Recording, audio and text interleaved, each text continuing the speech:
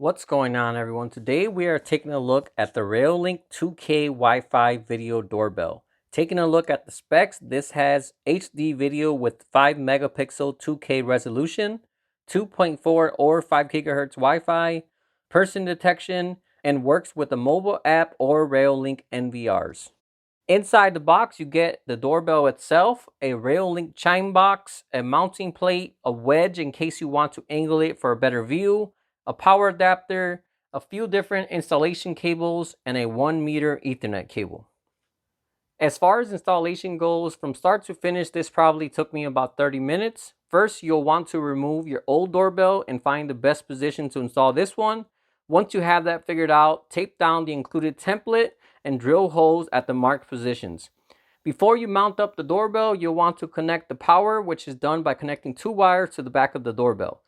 This can be done using your existing doorbell wiring or the included power adapter.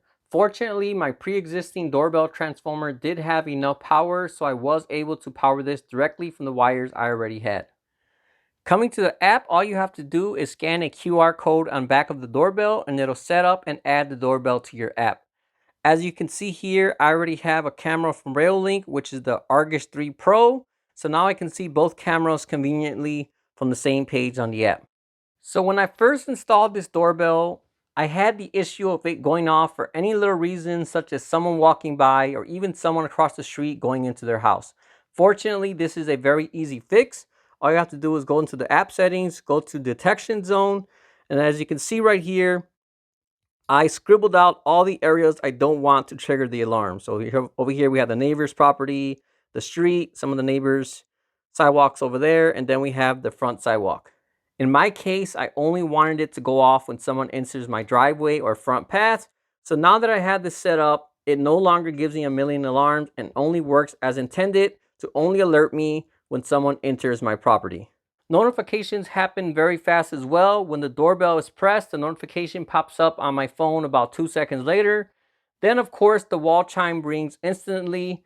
When notifications are recorded by either detection or someone pressing the doorbell, it does record 6 seconds before that, so you can not only see what triggered the camera, but what happened in the time that led up to it as well, which is definitely a feature I love having. Taking a look at the video quality, I have no complaints as it looks great in both daytime and night conditions. It detects everything very well, and once you fine-tune the sensitivity, it's also smart enough to ignore small things like leaves or squirrels passing by. So taking a look at the app, as I said earlier, you can see here I have both of my cameras, so let's go ahead and take a look at the doorbell.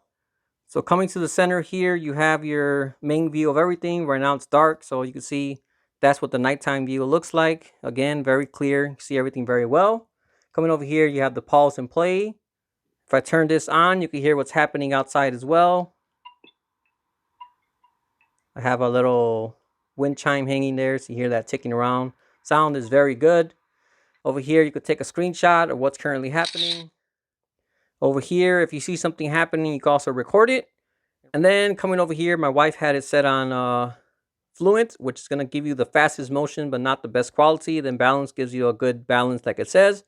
Then over here, this one, you're going to get a lower frame rate, but it's going to give you the clearest picture possible. So typically, I just leave it on balance as that's also pretty clear as well. Then over here, you can flip the orientation of it so you can see a bigger view. And then coming over here, you can also set it so you can view all your cameras on the same page. So coming back down here, you have your playback, which is going to give you your timeline of everything that triggered the doorbell or the sensor on it, so you can go back and view everything that happened. Then over here, you have your tap to talk, so you can talk to anybody on the doorbell. And then over here, you have a cool feature, which is the quick reply. So if you click one of these, I'm sorry, I think you've knocked on the wrong door. So when they ring the doorbell or if it triggers it, you just click that and it'll talk on the speaker to them with whatever that says. But if you don't want to use one of those, you can come up here to settings, add your own, and right here you can record your own voice for 10 seconds and it'll save it. And then in the future, when someone knocked, you don't have to say, oh, I'm not home, whatever it is. You could say, record right here, I'm not home. Can you leave the package in the back door? And now whenever someone has a package, you click that, it'll automatically say that for you. So that's pretty cool to have that auto answer feature with your own voice. Overall, Reolink definitely did a great job with this doorbell. It does everything it's supposed to, and in the 2 months I've had it installed so far, I have not had any issues. There has been other cameras in the past where the connection was constantly dropping, but this one has been very reliable with no issues there as well. So if you happen to be in the market for a video doorbell, I highly recommend taking a look at this one here from Reolink.